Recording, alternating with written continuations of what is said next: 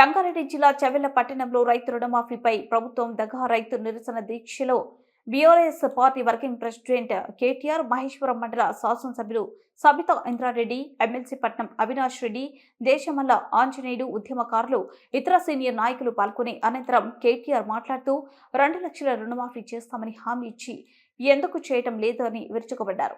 మాట్లాడుతున్నారు కదా, అవన్నీ కేటీఆర్ గారు చెప్తారు. ఒక్క రంగారెడ్డి జిల్లాదే చెప్తాను, 2,80,000 మంది అప్పులు తీసుకున్నారు. కానీ వాళ్ళు మాఫీ చేసింది ఎంతో తెలుసా? 75,000 మందికి. ఒక్క 75,000 మందికి మాఫీ అయ్యిందంటున్నారు. ఇంకా 3వ విడత కూడా పడలేదు, కానీ చూపిస్తున్నారు. ఓకే, బ్యాంకులో పోతే అది కూడా చూపిస్తలేరు, పడింది అంటున్నారు. అప్లికేషన్లు ఇవ్వండి అంటున్నారు. రైతు ఎక్కడ పోవాలని అర్థం కాదు. అగ్రికల్చర్ ఆఫీసర్ల దగ్గర పొమ్మంటున్నారు, బ్యాంకుల దగ్గర పొమ్మంటున్నారు. ఇంతకుముందు ఎప్పుడన్నా కేసీఆర్ 2 సార్లు రుణమాఫీ చేసిండు కదా, ఒక్క దగ్గర అప్లికేషన్ పెట్టుకున్నామా? ఒక్కరి దగ్గరికైనా పోయినామా? ఒక్కరికైనా దండం పెట్టినామా? బ్యాంకులో లేసి రుణమాఫీ చేసిన కేసీఆర్ గారు ఎక్కడ? తను ఈరోజు చేయనికి చేతగాక అప్లికేషన్లు పెట్టుండి ఆఫీసర్ల చుట్టూ తిరుగుండి అని మాట్లాడుతున్న రేవంత్ రెడ్డి ఎక్కడ? చూడండి, ఒక్కసారి ఆలోచించండి. ఈరోజు మా జర్నలిస్ట్ సోదరులు ఇక్కడే ఉన్నారు. ఈరోజు రేవంత్ రెడ్డి గారి ఊరికి ఒక 2 లేడీ జర్నలిస్టులు పోయి ఉన్నారు.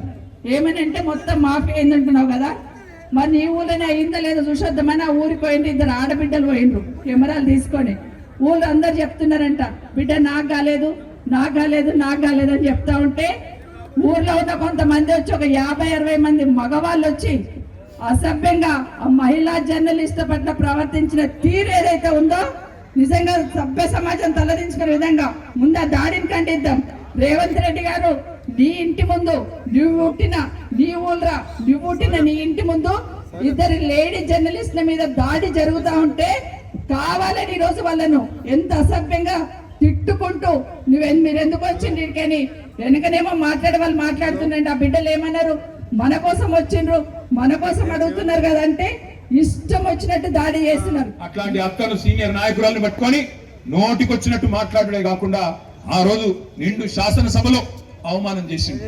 ఇవాళ నేను ఒకటే విజ్ఞప్తి చేస్తా ఉన్నా మీ అందరికి, ఇదంతా ఎందుకు చేస్తున్నాడంటే ఒక్కటే కారణం, రుణమాఫీ మీద చెప్పే ముఖం లేదు, 6 గ్యారెంటీల గురించి మాట్లాడే దమ్ము లేదు. ప్రజలకు ఇచ్చిన వాగ్దానాలు ఏమైనా రేవంత్ రెడ్డి అంటే చెప్పే సమాధానం చెప్పే సత్తా లేదు.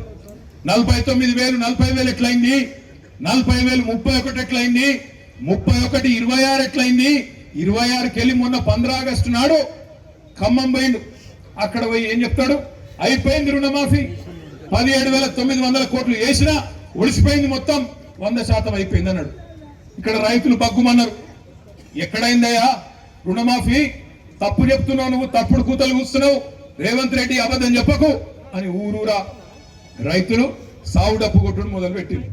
బ్యాంకుల కాడ లొల్లి, ప్రభుత్వ కార్యాలయాల కాడ లొల్లి, గ్రామ పంచాయతీల కాడ లొల్లి, రైతు వేదికల కాడ లొల్లి, ఎక్కడికక్కడ రైతులు కదిలే వరకు భయం పట్టుకున్నది రేవంత్ రెడ్డికి.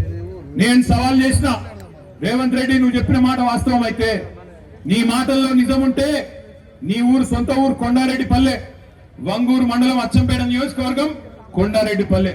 దమ్ము సెక్యూరిటీ వద్దు, అధికారులు వద్దు, ఎవరొద్దు, ఒకటే